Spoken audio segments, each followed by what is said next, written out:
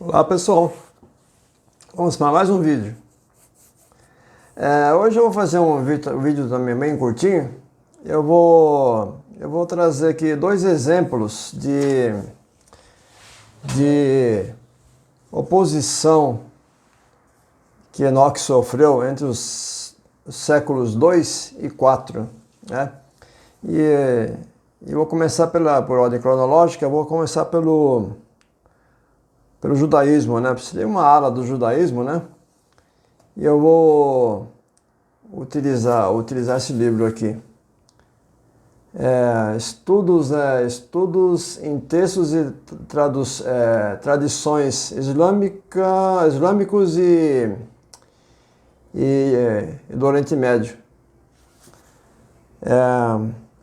Em memória de Norman Calder. E eu vou trazer aqui um breve relato e para tirar também o mal entendido, né? Que às vezes as pessoas, vocês vão entender depois quando eu ler a passagem. E como o Enoque ele tinha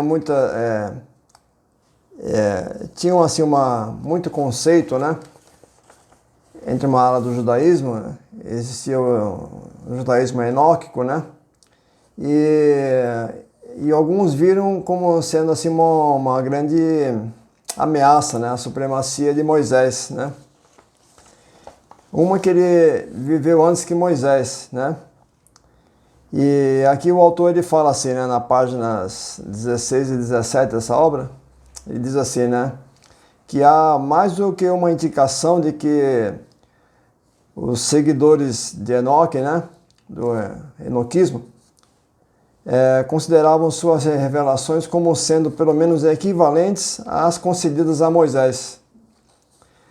E assim surgiu uma tendência ele usa assim termos mais pesados, mas eu vou preferir assim,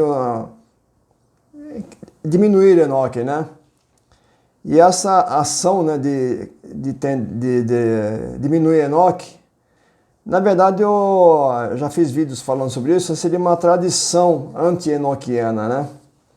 Ele fala assim que essa tradição, né, palavras minhas, essa tradição anti-enoquiana de diminuir Enoque é classicamente expressa no grande comentário rabínico sobre Gênesis, conhecido como Bereshit Rabbah 25:1. Ele diz assim, né? E Enoque, é um trecho desse Bereshit Rabbah. E Enoque andou com Deus e ele não era, porque Deus o levou, conforme Gênesis 5:24. O rabino Ramá, filho do rabino Roshaya, disse, essa frase, ele não era, ele fala assim, significava que ele não estava inscrito no rolo, no livro dos justos, mas no livro dos ímpios. Olha que interessante. Aí ele cita outro exemplo, outro rabino, né? O Rabi Aivu disse, Enoque era um hipócrita, agindo às vezes como um justo, às vezes como um homem perverso. Portanto, o santo, bendito seja ele, disse, enquanto ele estiver justo, eu o tomarei, o removerei. Não sei se ficou claro, né? Enquanto ele, nessa fase que ele agia como justo, Deus o tomaria, né? Aí o Rabi Aivu disse também, no caso Deus, o julgou no ano novo, quando ele julga todos os habitantes do mundo. Aí ele cita aqui nessa obra, ele cita também dois rabinos, o Rabi Abahu, ele interpreta como Enoque tendo morrido. E o Rabi também, Yose, segundo ele, também Enoque morreu, não foi tomado, né? Vivo para o céu. Aí tem uma outra obra que eu vou citar aqui, o autor chama-se George Herbert Box, um autor que ele nasceu em 1869 e morreu em 1933. Num review que ele faz sobre o terceiro Enoque, ou Enoque hebreu, né? Hebraico, foi editado por Hugo Oldberg, essa obra de 1929. Aí ele diz assim, né? Há indícios na literatura rabínica de que na Palestina Enoque era visto com suspeita e antipatia, conforme a Gênesis Rabá 25:1, conforme eu já li em cima. O Rabi Shimon ben Yochai, né? Gênesis 26:8, ele diz assim, ele amaldiçoou aqueles que interpretassem Gênesis 6, de 1 a 4, da maneira adotada em 1 Enoque. Ou seja, né, se alguém interpretasse filhos de Deus em Gênesis 6, 1 a 4, como sendo anjos, ele lançou uma maldição para os tais. Para ele, os Bnei Ha-Elohim eram filhos de juízes poderosos. Não se deve esquecer que o judaísmo ortodoxo conseguiu banir grande parte da literatura apocalíptica. Porque vocês veem muitos falando assim que esse Rabi, né, ele amaldiçoou quem lesse o livro de Enoque. De certa forma está implícito, mas ele, na verdade, ele amaldiçoou, né, quem lançou uma maldição para quem interpretasse Gênesis 6, de 1 a 4, como sendo filhos de Deus, como sendo anjos, né? Na interpretação deles seriam filhos de juízes poderosos. E agora eu vou trazer agora eu falei sobre uma ala do judaísmo. Agora eu vou trazer aqui um documento da igreja, né? Esse documento foi do final do século IV, as Constituições Apostólicas, né? Essa aqui é uma edição do CEF,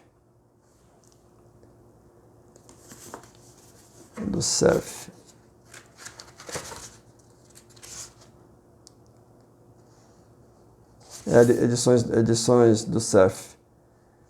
O autor foi Marcel Metziger. Isso é confirmado depois? Acho que dá para ler bem.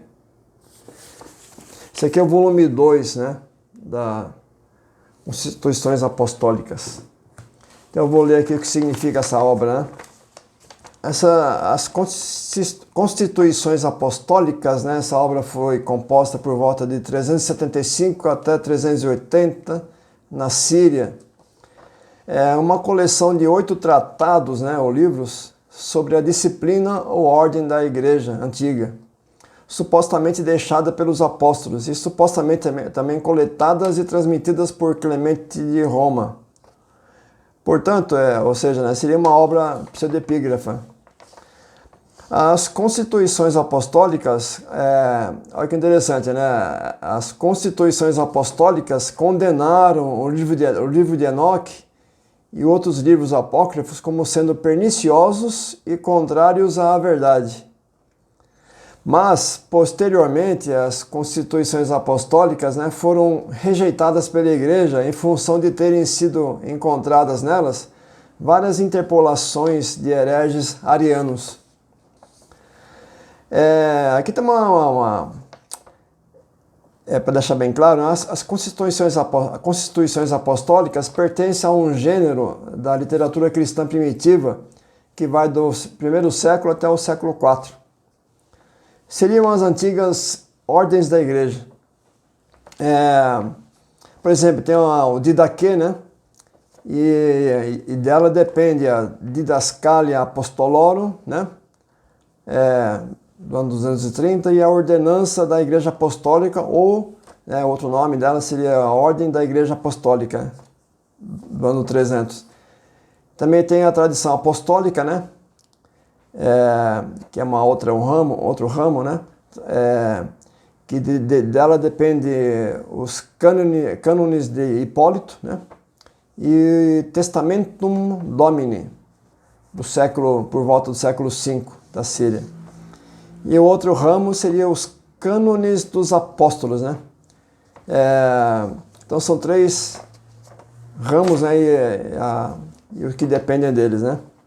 Então eu vou ler aqui o trecho dessa constituições apostólicas, né?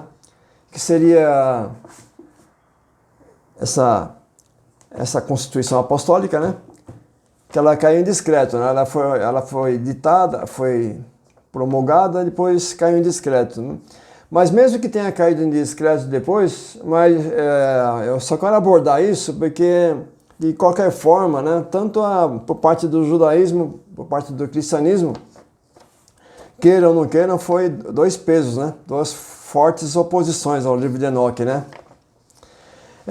Então eu vou ler o trecho aqui que trata dessa condenação. É o capítulo 16, de 1 a 4. Aí diz assim: tudo isso vos ordenamos para que saibais qual é o nosso pensamento em detalhes.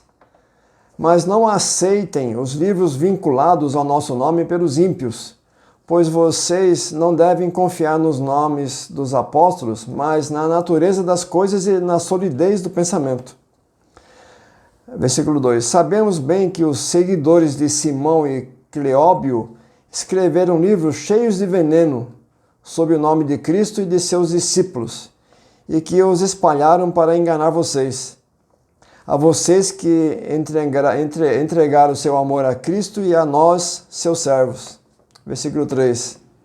Alguns dos antigos já haviam escrito livros apócrifos de Moisés, Enoque, Adão, Isaías, Davi, Elias e os 3 patriarcas. Livros perniciosos, contrários à verdade.